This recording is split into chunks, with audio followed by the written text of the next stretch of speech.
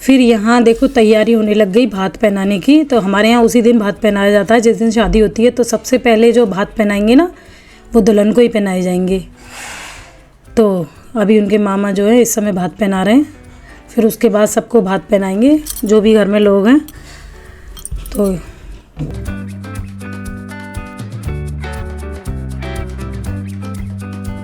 फिर हो गया जी दूल्हा दुल्हन का खाना शुरू। तो बस कुछ पोज ही कराए जाते हैं, बाकी तो इस समय भूख तो वैसे नहीं लगती है। हो गया जी स्टेज का प्रोग्राम। अब सब कपड़े चेंज करने आ गए क्योंकि बहुत हैवी हो रहा है और अब फेरे शुरुआत होने वाली है। सो सब जल्दी रेडी हो गए आगे। सब कुछ लोग तो सोने भी लग गए, दिखाऊंगी नहीं, सोए जा रहे हैं। फेरों के समय पहले दुल्हन अकेली आती है। तो इसमें जितनी भी जो हल्दी लगाने वाली होती है ना, तिलहन जो बनती हैं, वो सूत पूरेंगी। तो अभी लहंगा पहन रखा है तो लहंगे से बैठने में ना दिक्कत हो रही है क्योंकि ये इतनी बड़ी कैन होती है तो नीचे बैठना इतना पॉसिबल नहीं हो पाता। तो देखिए अब यहाँ चल रहा है सूत पूरने की रस्म। और ये जो सूत पूरा जाता है ना, किसी कलावे से या किसी धागे से ऐसे पूरते हैं और उसको ना जो लगन लेती हैं ना वही पहनती हैं। अब यहाँ होने लग गई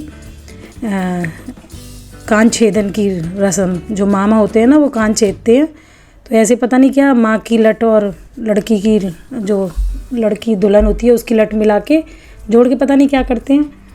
और उसके बाद जो कान छेदन की रस्म होती है, क्योंकि पहले तो छोटे बचपन में शादी हो जाती थी तो ऐसे कान छेदन की रस्म होती थी, लेकिन अब तो ऑलरेडी कान पहले से छेदे होते हैं। लेकिन वो रस्म है जो चली आ रही हैं तो अभी करनी पड़ती हैं। अब जी दुल्हन के मम्मी पापा हाथ पीले कर रहे हैं।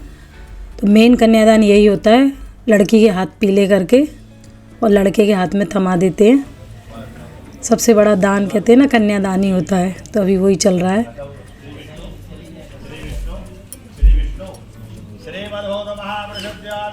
अभी देखो इस समय जो बहरूपिया बन के आ जाते हैं ना शादी में पुलिस वाले, और वो डुप्लीकेट जो बन के आ जाते हैं वही आए हैं। तो अभी सब मांगने में लगे हुए हैं वो। और यहाँ शुरू हो गया कन्यादान। तो ये जो हमारी बड़ी दीदी हैं वो ले रही हैं, बाकी सब फिर एक एक करके सब कन्यादान लेंगे।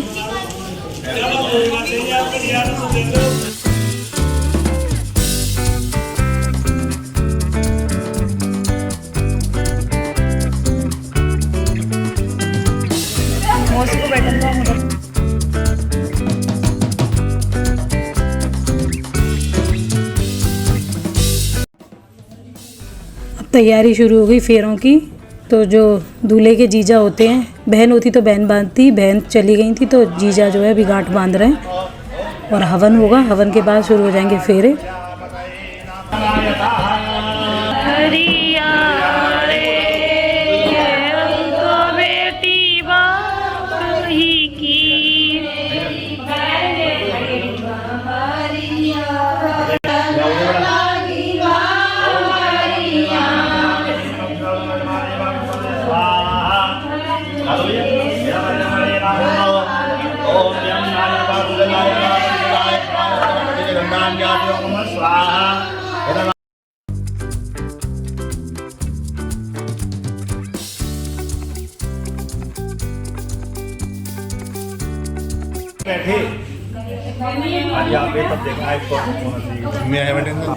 तो यहाँ पर शंकर जी बोले कि हे प्रिय, हमारा विवाह संस्कार पूर्ण हो चुका है और आप मेरे बामन आकर के बैठे।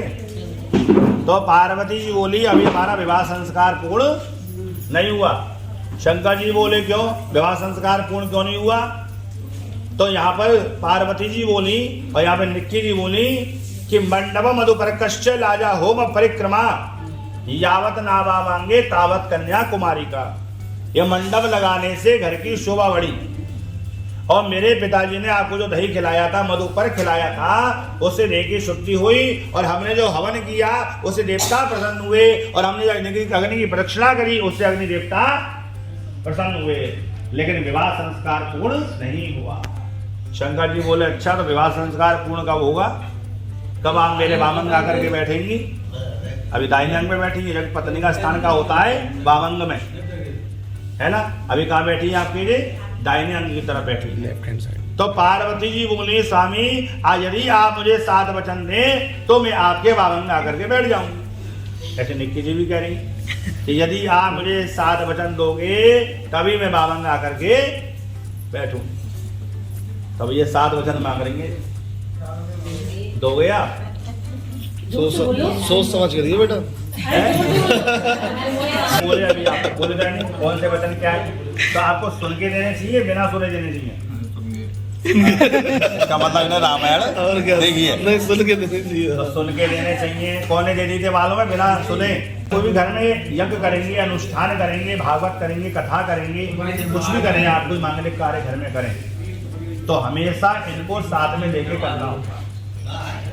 अब जिन्हें घर में सत्संग कथा हो रही है तो अकेले बैठ जाते थे पहले, तो भाई अब है, अब संग में लेके बैठना है, ग्रंथि मंथन करवाना है। पर देखो ग्रंथि मंथन का ये मतलब नहीं कि पता चली सुबह ही कथा कर रहे हो और सुबह बोली आज कथा होगी संग में बैठेंगे, ऐसे नहीं करना। अगर प्लानिंग पहले से कर रहे हो 2-4 दिन पहले से तो इनकी सहमति से ही वो कथा करनी है आपको। कार्य धार्मिक कार्य कोई भी हो रहा हो तो आप इनकी सहमति लेनी होगी। ग्रंथि मंथन तो कराना ही कराना है। या आप कोई भी घर में दान करेंगे आप, हाँ तो बुलवा रही नहीं हो पंडित जी। पूरे वचन सुन ले, मेरा लास्ट में दिलवाऊंगा। सबके एक एक के दिलवाती चले जाओ। हाँ एक एक दिलवा जाओ आपकी। हाँ हमें कैसे समझ में आएगी? हाँ दिलवाते जाओ। हाँ तो लास्ट वाला जो सिस्टम है वो खराब हो जाएगा, इसलिए नहीं करवा। अच्छा अच्छा तो करो। सिस्टम चल रहा है, चलो चलो चलो। दूसरा वचन कौन सा? यदि दानम कुर्यात् तस्मिन् मम सम्मतिं गृह्णात्। आज से आप कोई भी घर में दान करेंगे, किसी प्रकार का वस्त्र दान, अन्न दान, भूमि दान, किसी प्रकार का दान करें तो आपको उस कर्म में क्या करना है? इनकी सहमति से दान करना होगा। सब लेते तीसरा वचन है अवस्थात्रे मम पालनम कुर्यात्। सरेंडर है। मेरे 3 अवस्थाएं हैं, आप पीछे रख के बाल, युवा, बुढ़ापा के हाथ में इनका हाथ दे दिया। यानी अब से आपको पता क्या करना है? अपने ड्रेस लाने से पहले इनकी ड्रेस लानी है।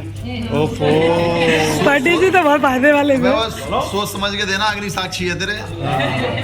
कोई आप तो कर रहे हो। इससे पहले भैया इनकी ड्रेस की व्यवस्था बनानी। आ गई ड्रेस पर तो सुनील की ड्रेस आ गई। Mummy papa mummy papa mummy से पहले उनकी चीज की व्यवस्था बनाते नहीं बनाते? अब ये नहीं कि आपके पास सब कुछ बनेंगे। ठीक है, कौन सा वचन? तीसरा, उसमें पड़ गया। चौथा वचन है धन आदि गोपने मम सम्मति गृह्णात्। अब यही कोई हम बोलो धन आदि गोपने मम सम्मति गृह्णात्। आज से आप जितना भी आपके पास पैसा हो, कहीं भी रखा हो, किसी बैंक में रखा हो, इनको बता के रखिए। यही बसड़ हो जाए। वो तो मुंह को तो बता। कमाते हो उसको भी बताओ। कारण क्या होता मालूम है?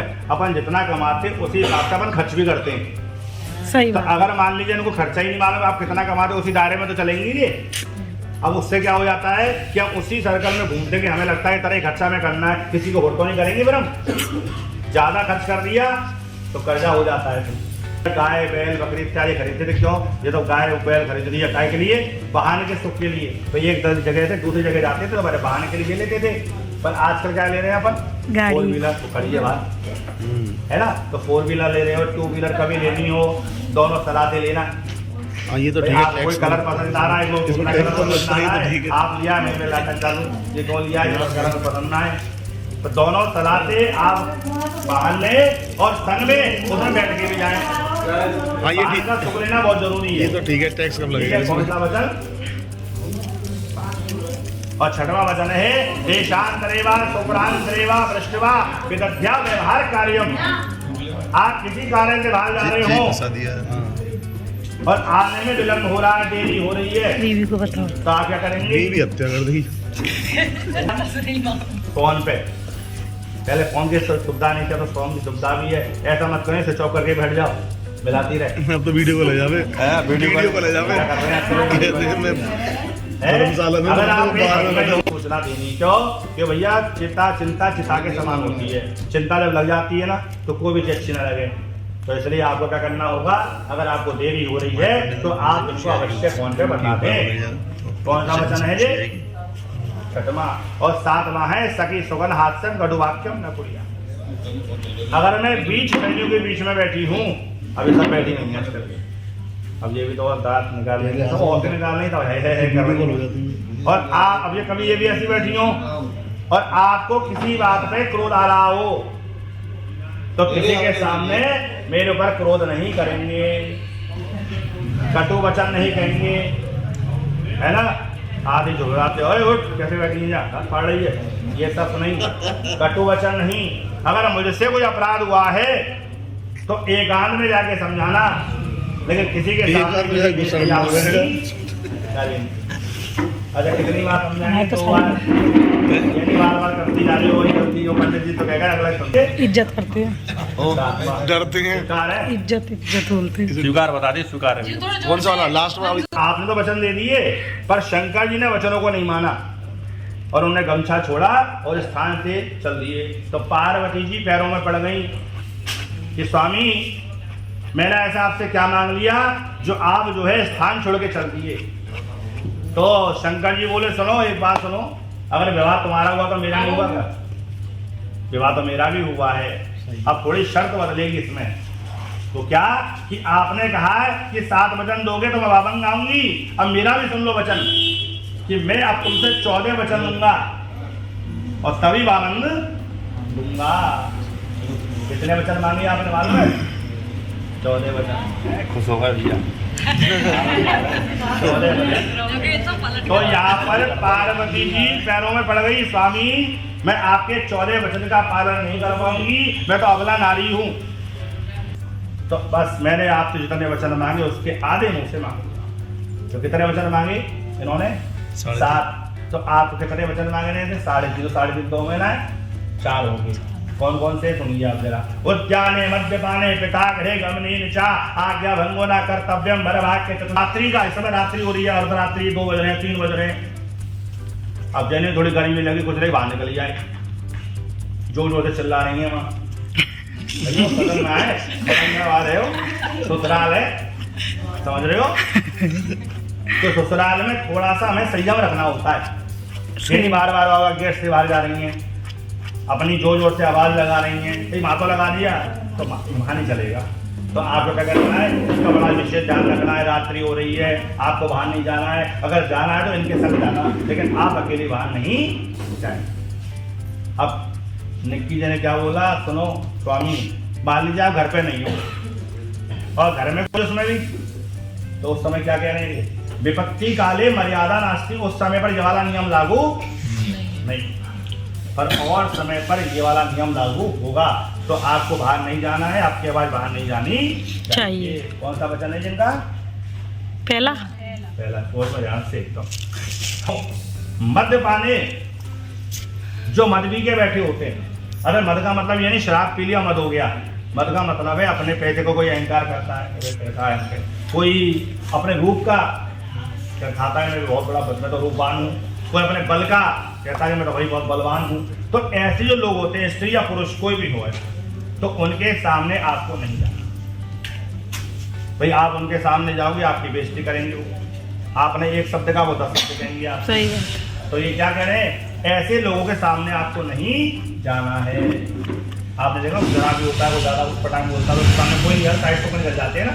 तो ऐसी मत तो किसी से भी हो सकता है, तो ऐसे लोगों के सामने आपको नहीं जाना। पर यहाँ पर क्या कहा कन्या ने, स्वामी सुनो घर पे हूँ और ऐसा कोई घर में आ जाए तो क्या करो, तो कम वार्तालाप करें। उसे कम बोलोगे तो उसे ध्यान रखोगे, ज़्यादा बोलोगे तो दिक्कत भी आ जाएगी। कौन सा वचन है ये? दूसरा। और तीसरा वचन है पिता घरे गमने निचा। अपने पिता के यहाँ बिना बुलाई नहीं जाओगी। अब यानी कि पता चली पढ़ाने वाले स्टूडियो माने पिता घरे गमने निचा, अपने पिता के यहाँ बिना बुलाई कबू मत बुलाओ, तो मन ना करे आप। भैया की विवाह हो रहा है और आपके पास कार नहीं आए अब ये बोले भैया हमारे पास कार्ड तो आयो। देखो यज्ञनारायण साक्षी है, मैंने कसम का मतलब नहीं है कि हमने साक्षी माना, केवल कोशिश करना इन वचनों को मानो। जो हर पग पे आएंगे आपको ध्यान रखना, ऐसे नहीं सुना दिया मैंने वचनों को, ये आपको हर समय याद आएंगे। आपको रहना, देखो ये बेसमझ बनना पड़ता है। अब दोनों समझदार बन गए ना, नहीं बन तो इसलिए एक को ठंडा होना पड़ेगा, तो एक घर में तो कुछ ठंडा हो जाता है। तो दोनों ही ठंडे हैं, ठीक है, दोनों ही ठंडे हैं। अपने कागज साथ है ना, अब इनको एक कर दो, मिला कर मिला, हाथ मिल गया, हाथ उठाओ। अब कितना हो गया भाई? एक हो गया। अब एक हो गया, किसी की बातों में नहीं आना है। अरे वो कहेगा वहाँ पे डोल रही और तुम करे वो कहते गए नहीं, किसी की बात मत मानो। या आप एक हो चुके हो, अब विश्वास से एक हुए हो, तो किसी की बात को आपको नहीं मानना, ठीक है। आप अपने स्थान पे खड़े हो जाओ। फिर वचन पूरे होने के बाद जब वाम अंग आ जाते हैं तब और रस्में होती हैं, जैसे पैरों में महावर लगाया जा रहा है अभी, और बिछिए पहनाए जाते हैं। फिर पूरी तरह से शादी संपूर्ण हो जाती है। उसके बाद जो लड़के का जीजा होता है ना, वो भरते हैं लड़की की गोद। तो इस समय वो मेवे और गोले से उनकी गोद भरी जाती है। तो अभी यही रस्म हो रही है यहाँ पे। देखिए अब चल रही है जी जूते चुराई की रस्म, और सारी सालियाँ लड़ने लग रही हैं अपने जीजा से। वैसे जूते ना टीके के समय चुराया जाता है, जब टीका होता है, लेकिन अब टीका कुर्सियों पे होता है, तो उससे मंडप में जब फेरे होते हैं तभी चुरा लेते हैं।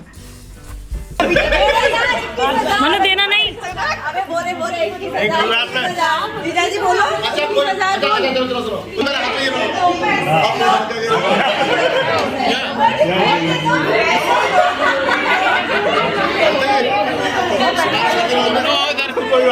पैसे दो फिर जूते लो।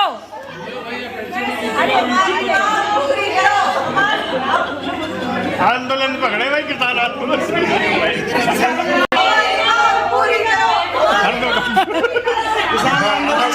अच्छा तुम्हारी मांग क्या है? तुम तो जूते चला, अरे तुम्हारी मांग क्या है? जूते चला के धमकी दे रहे हो पैसे। मांग क्या तुम्हारी? ये तो एक्सपर्ट समझ में मांग रहे हो तुम।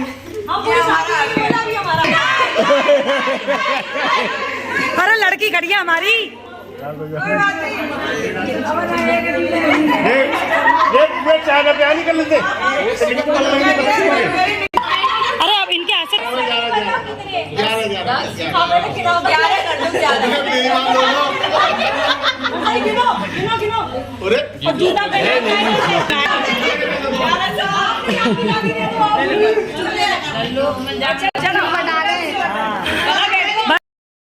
फिर शादी होने के बाद जब पूजा के लिए दूल्हा दुल्हन कमरे में जाते हैं तब दरवाज़ा रुकाई होती है। तो ये देखो फिर शुरू हो गई सालियाँ दरवाजे पे।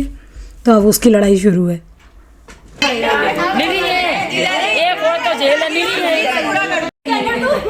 हम स्कैनर दे रहे हैं जी, तो ड्यू में तो आप उन्हें दोगे, हमें नहीं दोगे, पंडित जी हमें तो भूल जाओगे। ये नहीं देंगे, नहीं देंगे।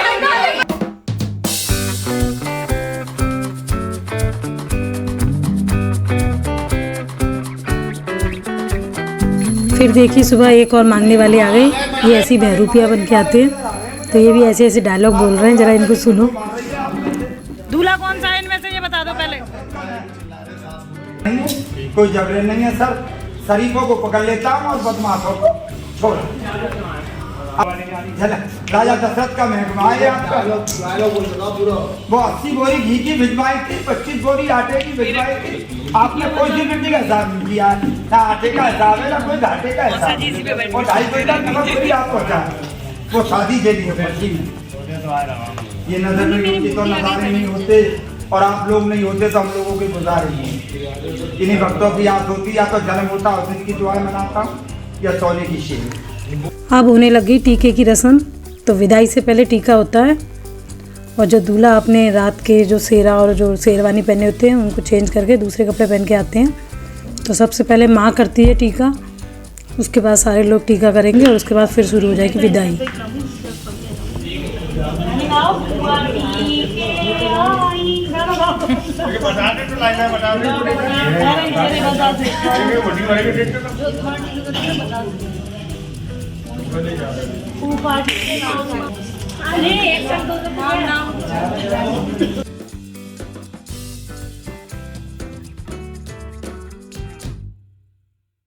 जब विदाई होती है उससे पहले होता है देहरी पूजन, तो अभी चल रहा है देहरी पूजन।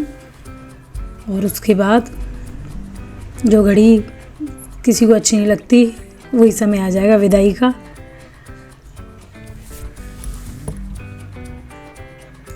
रात भर सभी मस्ती करते हैं, खुश होते हैं, और सुबह भीगी पलकों के साथ सबकी कहते हैं ना विदाई के समय सबकी आंखें भीग जाती हैं। और लड़की जाने के बाद तो घर वैसे ही बहुत सूना सूना हो जाता है।